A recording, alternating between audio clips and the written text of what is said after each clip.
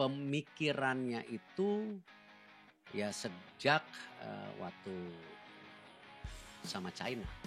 Tiba-tiba oh ini gara-gara mafia.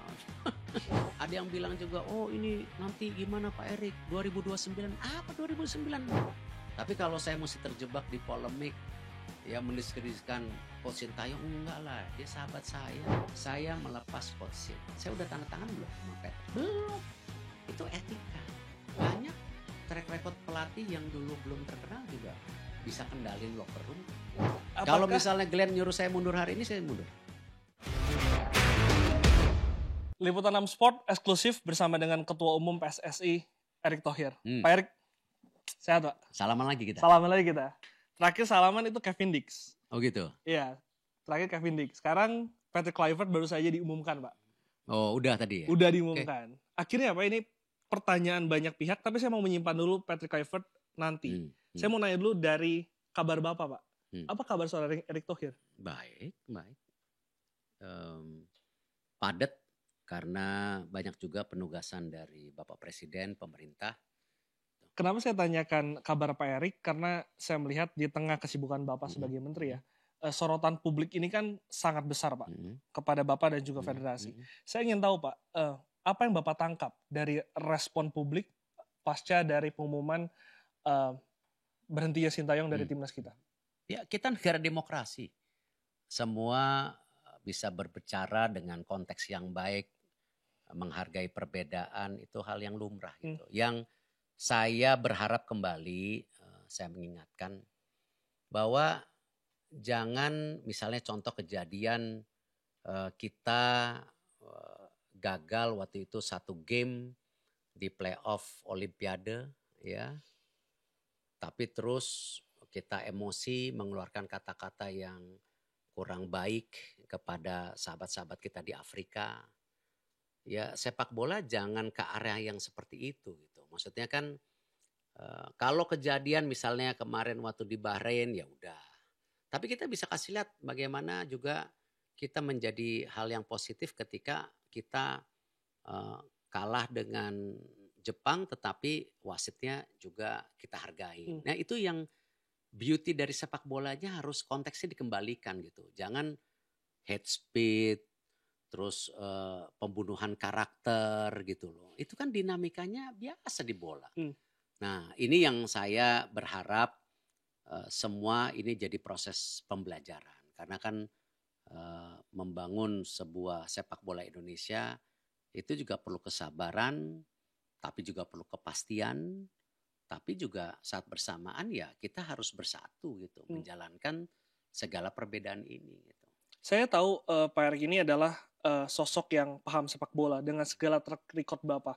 Dan saya juga yakin Bapak banyak pasti kekurangannya masih. Tapi saya yakin Bapak itu bola sangat tuh tidak ada yang berhitung. sempurna. Bola tuh nggak ada yang sempurna. Mesti ingat ya. Bahwa kalau dibilang oh bola itu 1 + 1 jadi 2 enggak. Bola itu kadang-kadang 1 + 1 bisa jadi 3. Yeah. Tapi bisa juga jadi 1 + 1 tetap 1. Jadi kita se-expert-expertnya di sepak bola pasti ada kekurangan. Ya, karena itu penting sekali sebelum mengambil keputusan itu pasti kita juga memperbanyak informasi. Diskusi untuk mengurangi kesalahan gitu. Itu pertanyaan saya Pak. Seberapa lama durasi yang Bapak ambil untuk bisa mengambil keputusan besar kemarin dan juga siapa saja pihak-pihak yang Pak Erick ajak bicara? Ya, gini, kalau soal keputusan dibawa pakai emosi itu bukan keputusan. Ya, kita kan diberi amanah itu untuk sebuah kebaikan. Nah, ya memang pemikirannya itu ya sejak waktu sama China. Artinya itu ya, Oktober tapi ya? Iya, tapi kan saya juga mesti berdiam, bersabar, harus tetap support 100%. Yes. Iya dong, jangan gara-gara ego. Ini kan tim nasional bukan milik saya. Iya kan, bukan milik Glenn. Yes. Bukan milik PSSI, bukan milik siapa-siapa gitu. Ini milik bangsa kita. Tidak ada individu di atas daripada tim nasional ini. Gitu. Ini yang kita mesti samakan persepsinya. Ini milik semua. Jadi ya dalam mengambil hal-hal ini juga saya mesti proper, sabar, timingnya benar, mesti waras ngambil keputusannya gitu loh. Ya jadi ya saya rasa dengan menjaga hati saya, menjaga mulut saya, ya menjaga pikiran saya, ya saya semua diperhitungkan gitu. Sesulit apa, Pak? Ya sangat sulit, tetapi kan kembali ada kata-kata kemarin ya yang saya terus terang sangat amat sedih gitu. Oh ini tekanan mafia bola, ya Masya Allah. Saya menghindar dari sepak bola Indonesia karena saya melihat ini sebuah gunung es yang harus ditabrak, nggak mungkin. Nah saya berani melakukan itu ketika apa sih? Kan yang saya selalu bilang, di mana PSSI menyadari harus terjadi perubahan di stakeholdernya. Makanya saya dipilih. Tetapi dukungan dari FIFA dan pemerintah satu. Ya, tidak ada FIFA melihat sekarang dengan keberadaan saya dengan dukungan pemerintah, oh intervensi government. Enggak. FIFA senang, oh ini bagus selama aturan rule of the games-nya benar gitu. Ya, FIFA pun ya menghormati itu gitu. Makanya sekarang kita bisa tabrak. Bagaimana sekarang di Liga 1 match fixing? Coba tanya owner-owner lah, tanya pemain. Ada nggak sih alarmnya bunyi setiap game? Enggak. Liga 2 masih ada saya bilang. Gitu loh. Nah kita juga akan sikat mafia-mafia. Cuman kalau tiba-tiba oh Erick Thohir siapa yang bisa? Track record saya nggak bisa. Masa terus tiba-tiba oh ini gara-gara mafia.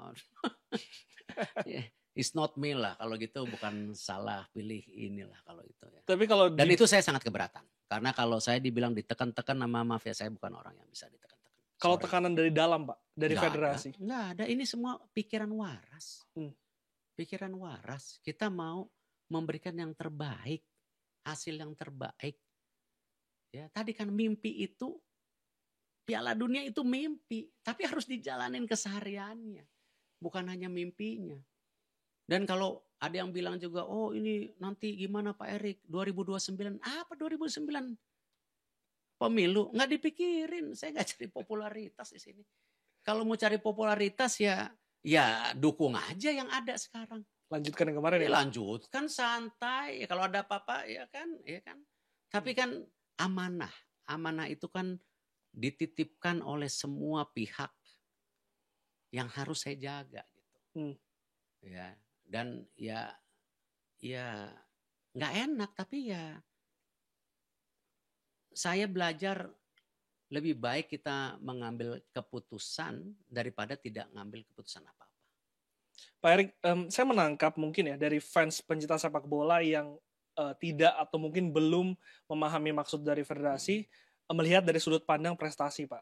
Kayaknya kita sulit untuk bisa mengelakkan target yang diberikan federasi ke Sintayong ini kan tercapai. Nah saya pengen tahu Pak, apakah ada sudut pandang lain yang mungkin ini para penonton ini belum menyadari nih yang menjadi pertimbangan utama dari federasi atas keputusan kemarin? Karena kemarin? gini, suksesnya sebuah target itu kalau di bola ya sama. Kalau di klub saya selalu bilang, klubnya sehat, ya prestasinya sehat. Ya. Memang nggak gampang punya dua-duanya. Banyak klub-klub yang prestasi sehat akhirnya bangkrut. Ya, ditinggalkan. Dari Liga 1 turun jadi Liga 4, bahkan ada yang jadi Liga 9 di Inggris.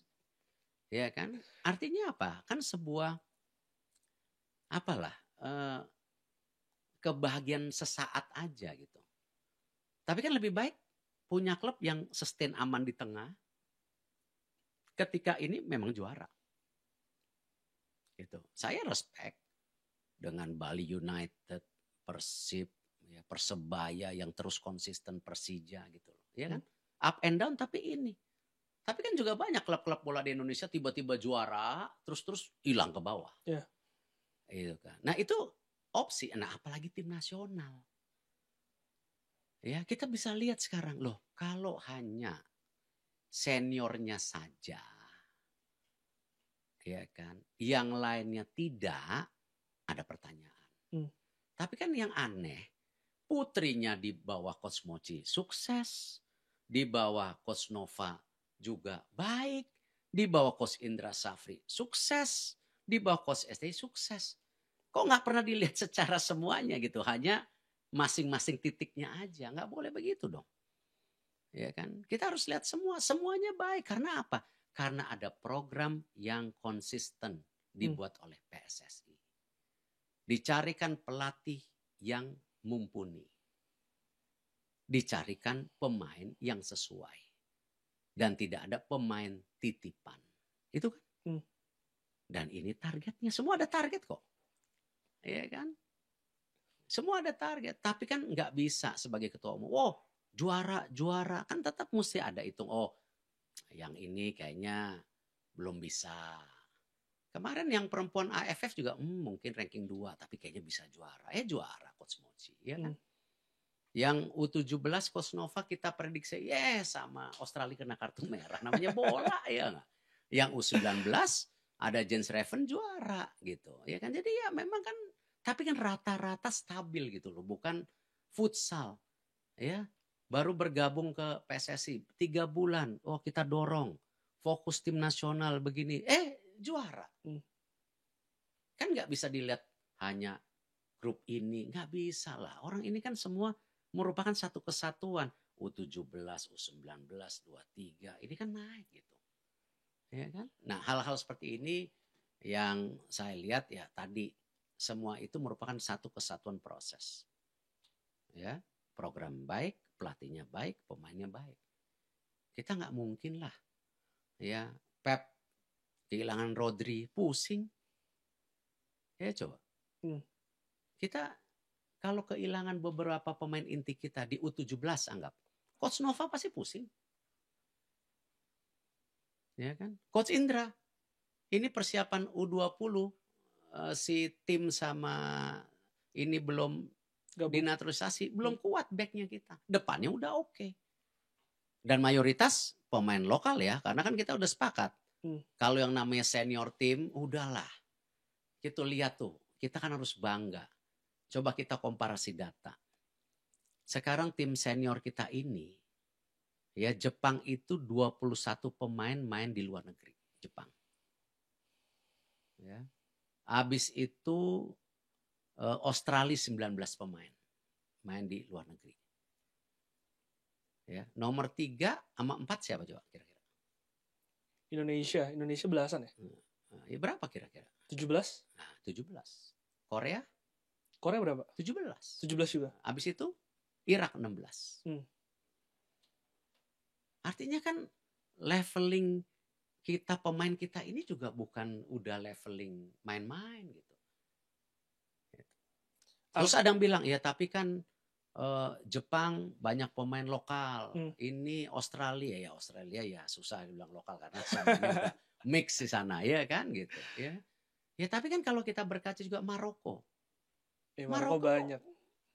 Apa salahnya? Ya. Orang bangsa Maroko juga yang main gitu. Artinya mereka kalau nggak salah 15 yang lahir di luar negeri kalau nggak salah. Artinya yang Bapak ingin katakan adalah keputusan kemarin itu lebih mengakomodir kepentingan yang lebih besar dibandingkan dengan satu dua orang. Korek.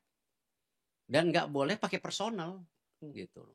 Dan kita sebagai masyarakat sepak bola juga jangan personal gitu. Kita mesti ngelihat dengan perspektif yang baik gitu. Saya yang ngeritik saya banyak. Tapi saya nggak doxing. Saya punya nggak power buat doxing? Punya loh Erick Thohir. Tapi ngapain? Itu bagian dari ya dinamika gitu. Kita harus hormati perbedaan itu gitu loh. Ngomong-ngomong soal dan sepak bola kita harus kembali jadi sehat. Ya, harus kembali jadi sehat, berperspektif dengan argumentatif yang sehat, mengambil keputusan yang sehat gitu loh. Pada saat konferensi pers kemarin ada 3 hal yang Bapak katakan di balik keputusan tersebut. Yang pertama adalah tadi Bapak katakan ada dinamika sebelum melawan China, Pak. Banyak yang menjadi pertanyaan publik sekarang. Sebetulnya apa yang terjadi, Pak, sebelum melawan China? Tapi nggak etik dong. Masa saya mesti buka-buka hal-hal yang tidak perlu dibuka? Ya dong. Mau punya ketua umum sering ngegosip gitu, nanti gini loh gitu. ya kan? Ya nggak etik lah. Dan udahlah, untuk orang-orang yang ngerti sepak bola udah bisa baca gitu. Tapi kan tidak perlulah kita mempermalukan, ya kan, berkepanjangan. Atau Coach Sintayong itu berjasa loh. Dan saya hubungannya baik kok. Apa yang nggak saya support? Charter flight saya support. Fasilitas saya support. Ya. Jumlah asisten pelatih 9 orang semua saya support. Saya support gitu. Tapi when the time, ya is time gitu. Tapi kalau saya mesti terjebak di polemik, ya mendiskreditkan Coach Sintayong, enggak lah. Dia sahabat saya makan, bawa istrinya, ininya semua gitu. Tapi I have to be professional. Saya nggak boleh falling in love dengan siapapun. Karena tadi ada mission to accomplish. Ya tadi mimpinya kita semua.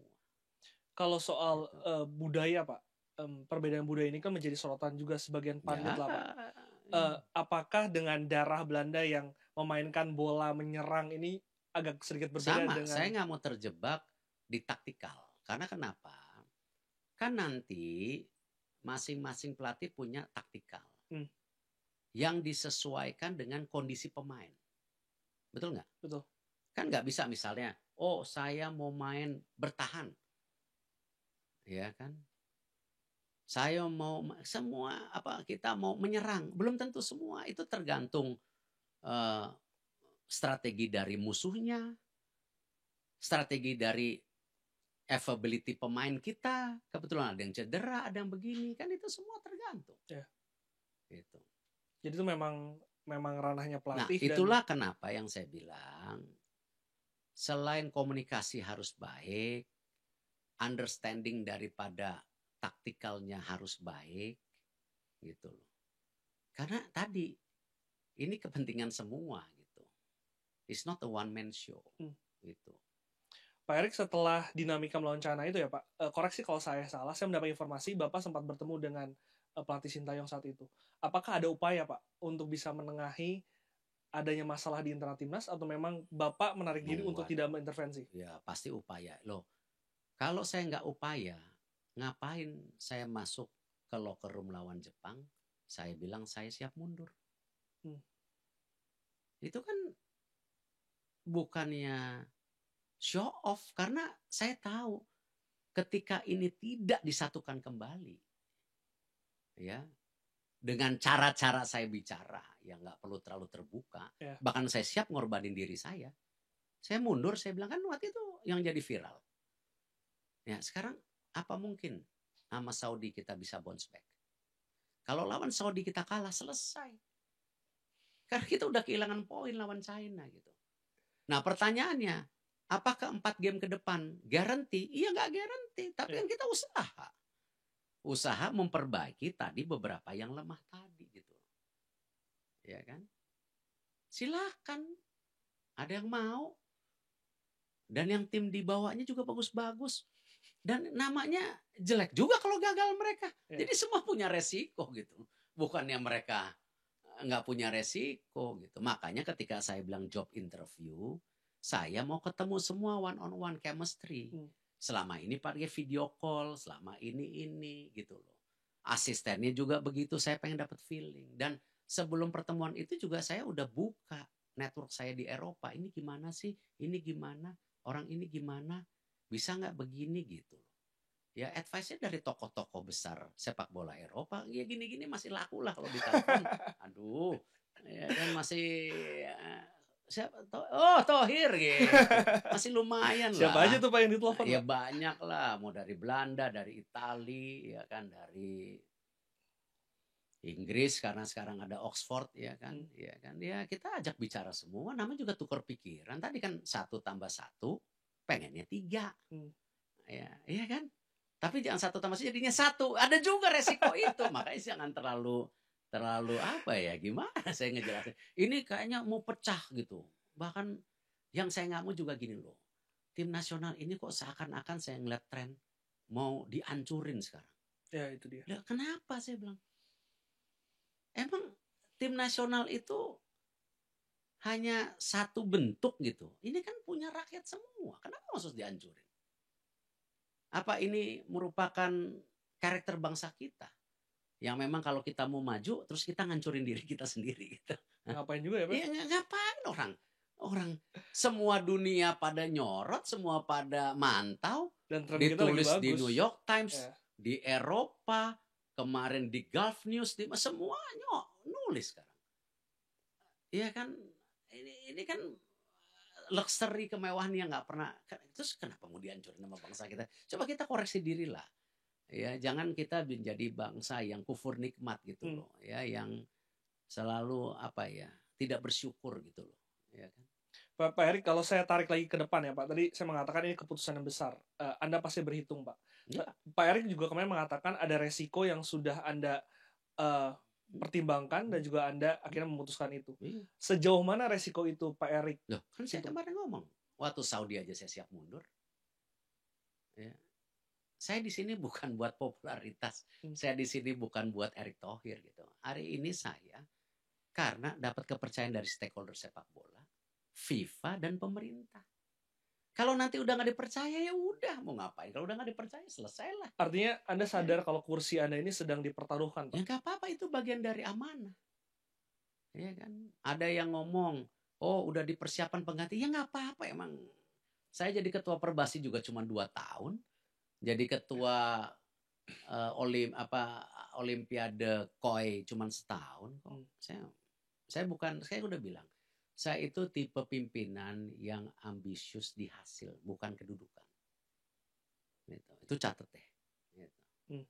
Pak Erik, sebelum kita bicara Patrick Kluivert, terakhir nih Pak, saya mau nanya soal hubungan Anda dengan Coach Shin. Bapak tadi mengatakan hubungannya baik Pak. Baik. Setelah pengumuman kemarin, apakah ada komunikasi Pak? Ya pasti sama-sama nggak enak lah.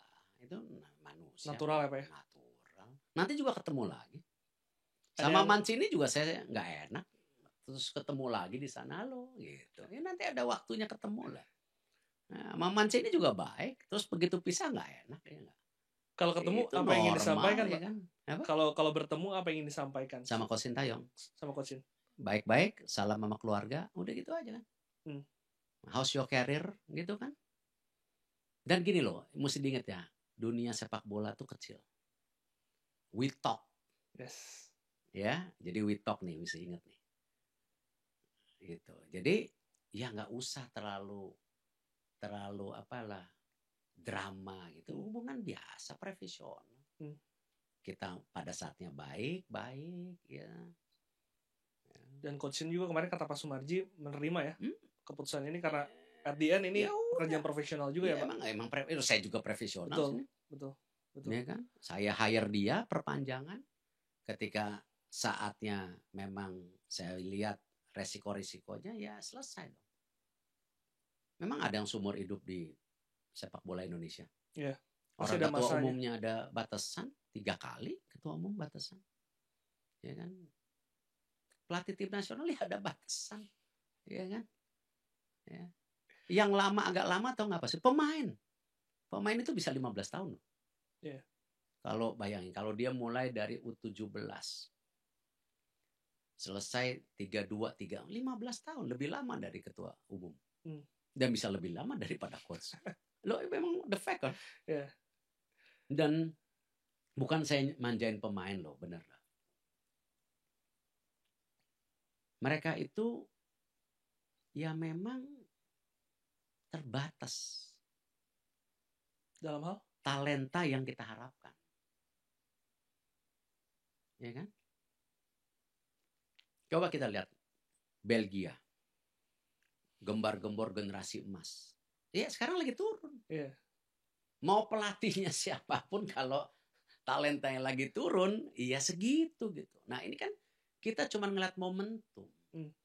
Kalau kita ngeliat blueprint yang kita sering ke FIFA, kita masuk Piala Dunia 2000 berapa? 30 berapa kayaknya. Bukan not even to 2000. Cuman waktu itu karena kita juara SEA Games kok saya ngeliat nih Marcelino, Rido, ya kan, Arhan, wah ini bisa didorong dikit nih, ya kan, tambah Ivar, yang muda-muda, wah ini agak naik lagi, ya cuman nih, tiap naik ibarat petinju, udah dari kelas bulu, tiba-tiba ketemu Mike Tyson gitu loh. Mike Tyson yang dulu ya, jangan yang kemarin gitu loh.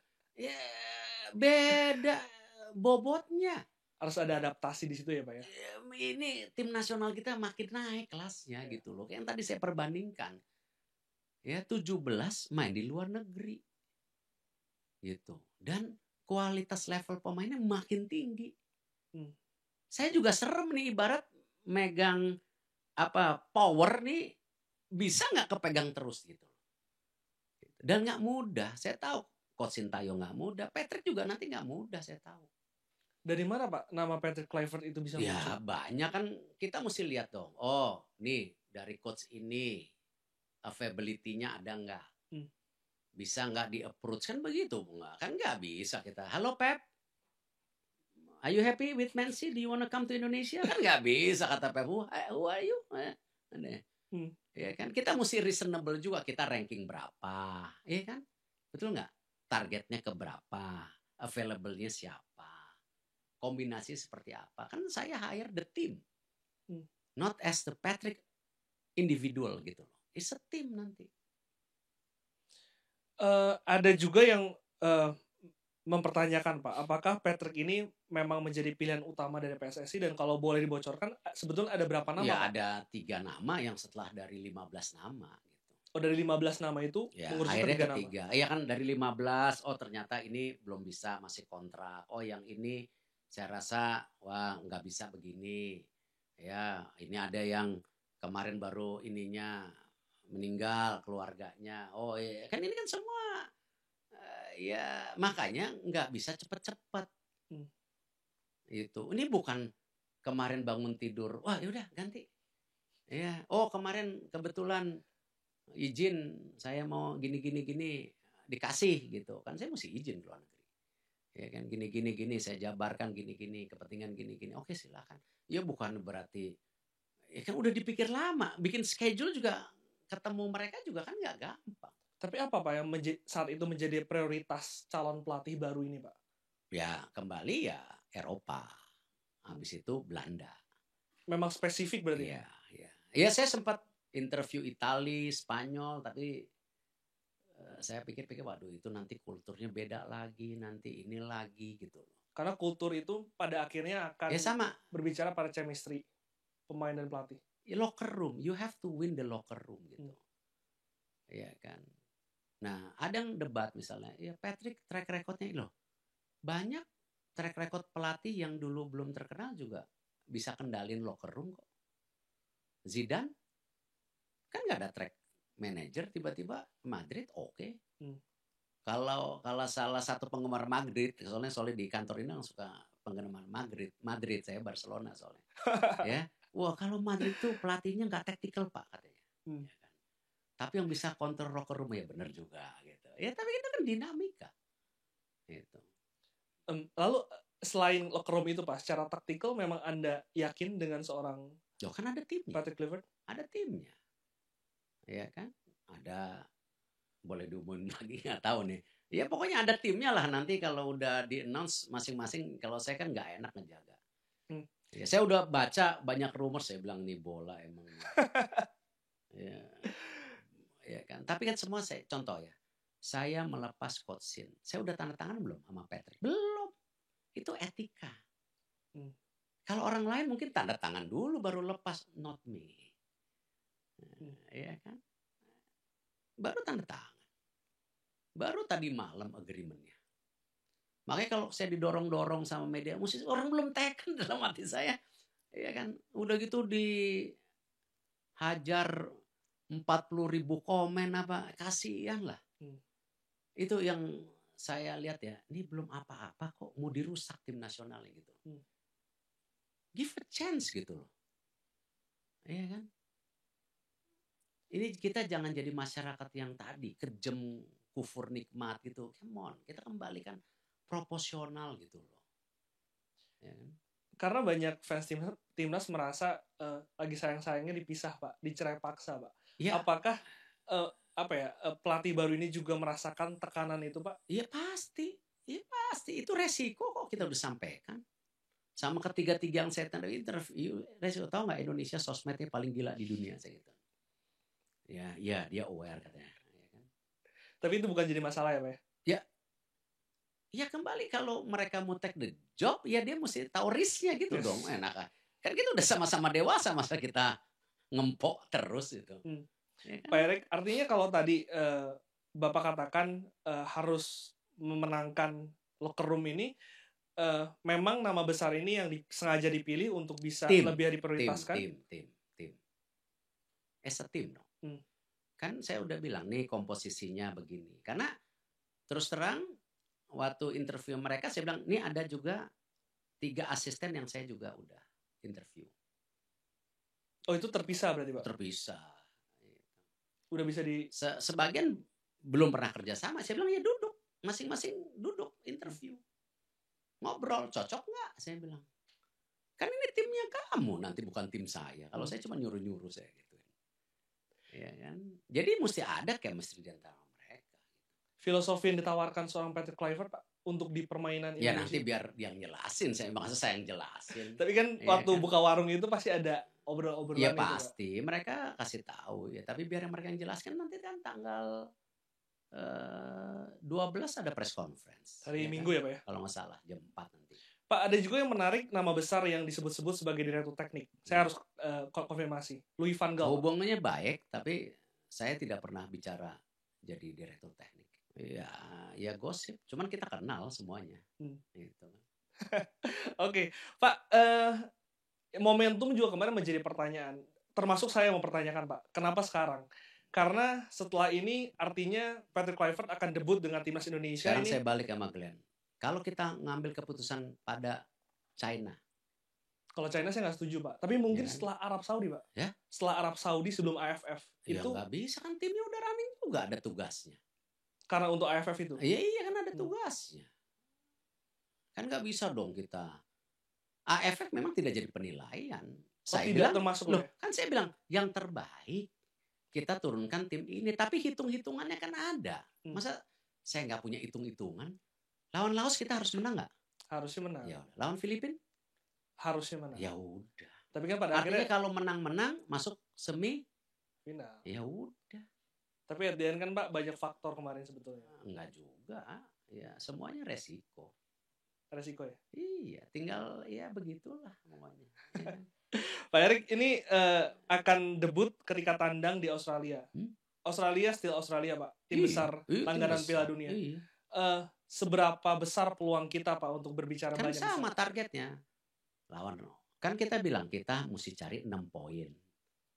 Dong. Di home. China aja lagi persiapan bener-bener loh. Iya. Katanya saya gosipnya liganya diberhentiin ini buat. Dia juga serius. Terus masa kita nggak serius? Bahrain kemarin, ya kan, di Arab Cup performs, ya kan, serius. Terus masa kita nggak serius? Ibarat semua plan ya kita mesti siapin dong. Kalau kita begini aja, ya masa kita mau ke medan perang, mau berjuang buat merah putih seadanya, ya kan, udah beda sekarang. Pak Erik, tapi apa yang akan dilakukan Pak untuk mempersiapkan? Karena kan tidak ada pertandingan tuh sebelum Australia itu kan timnas tidak akan bermain. Ya kembali kan ini bukan klub. Ini kan hanya dikumpulin berapa hari pemain, terus suruh main. Berarti kan memang sudah mesti ada understanding taktikal. Itu pun saya nyolong. Liga berhenti 4 hari sebelum FIFA Matchday, belum nggak ada di seluruh dunia. Ya. Itu karena supaya pemain lokal beradaptasi gitu loh. Ya kan? Ya semua ini kan liganya support gitu. Kan kasihan kalau liga disalin terus. Ya kan liganya juga lagi saya injak-injak suruh bagus. Pressure ya enggak?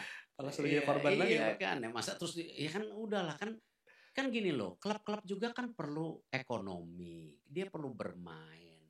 Pemain-pemain ini kan main di klub juga. Ya kita mesti sama klub duduk sama lah. Nggak bisa kita distance sama liga.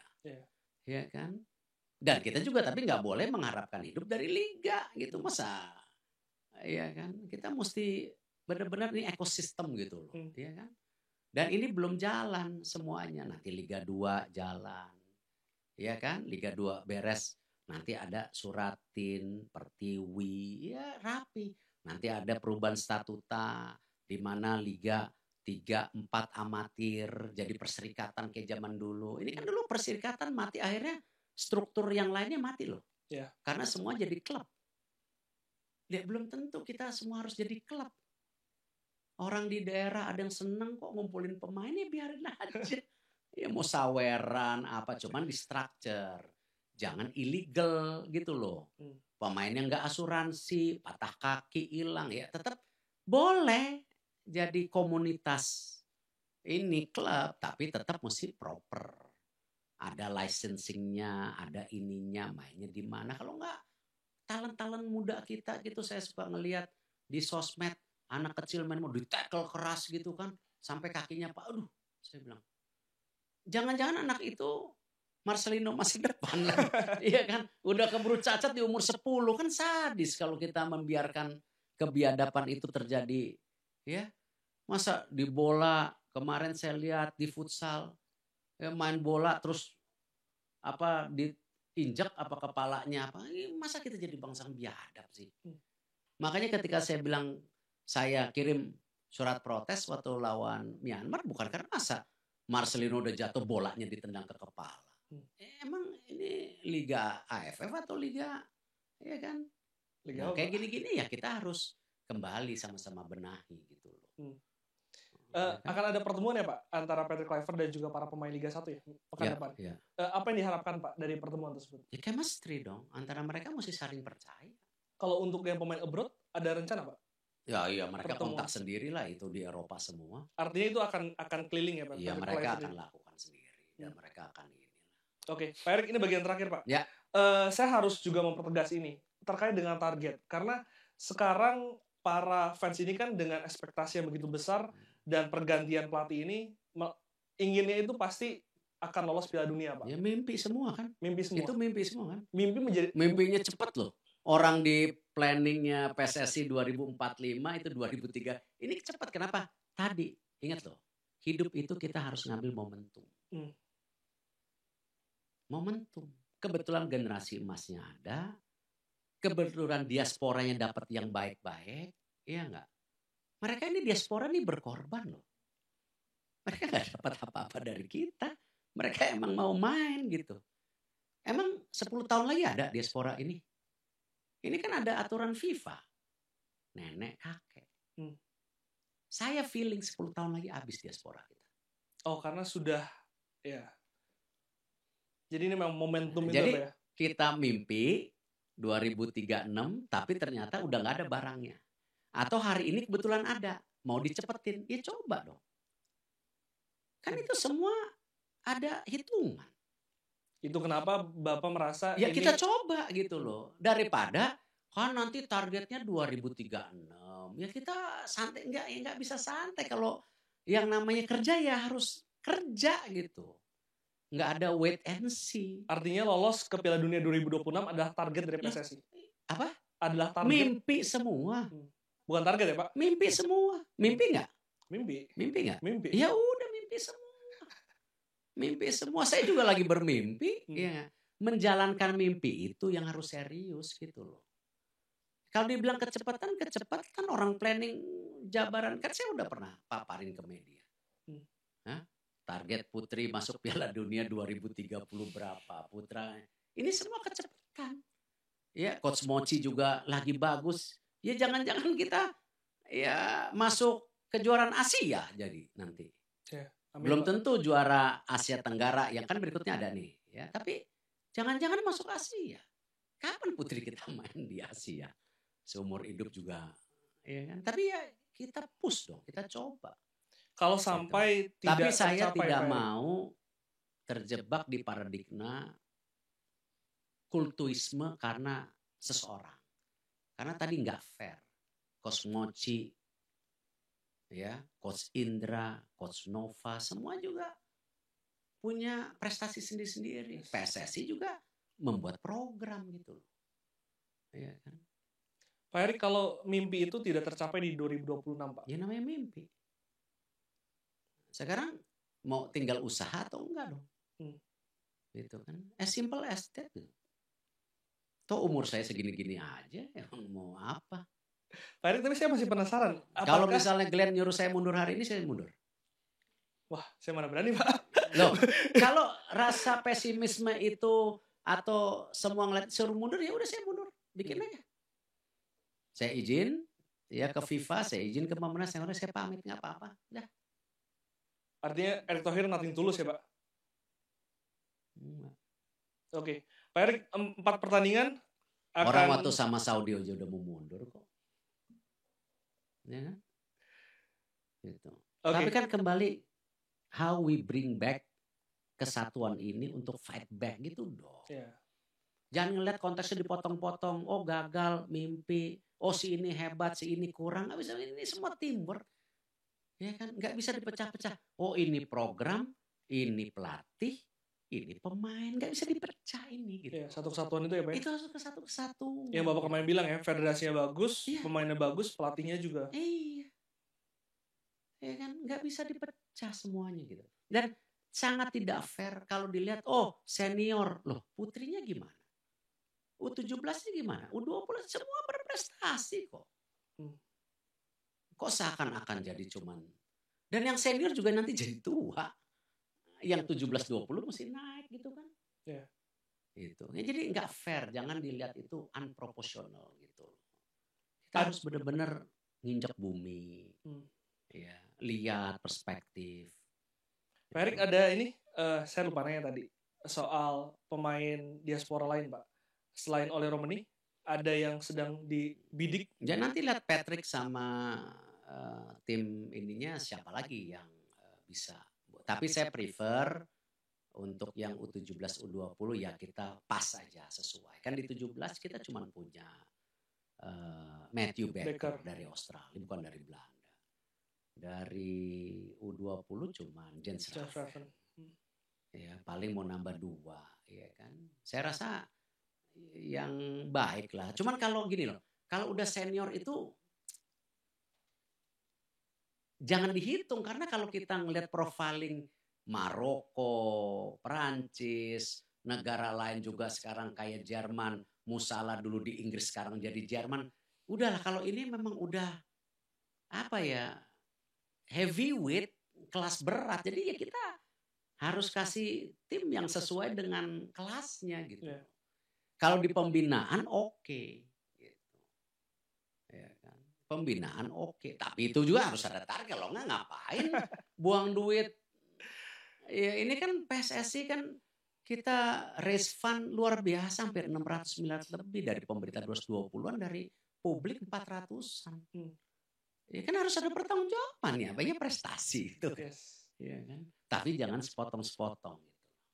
Fair. Ada yang ingin disampaikan untuk fans timnas Garuda dari seorang ketua umum PSSI Erick Thohir? Ya saya cuma berharap gitu, jangan sampai mimpi besar kita ya sama-sama dijatuhkan, dihancurkan hanya pikiran individu atau sekelompok ya, apalagi dipecah belah asing. Gitu. Jangan.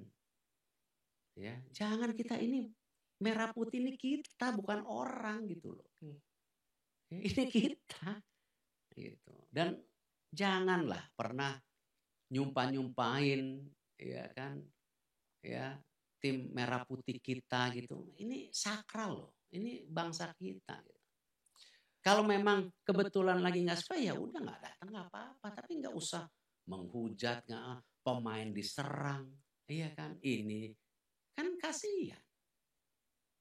Marcelino lagi bagus dipuji, lagi nggak bagus karirnya mau diselesain. Arhan kasihan lah.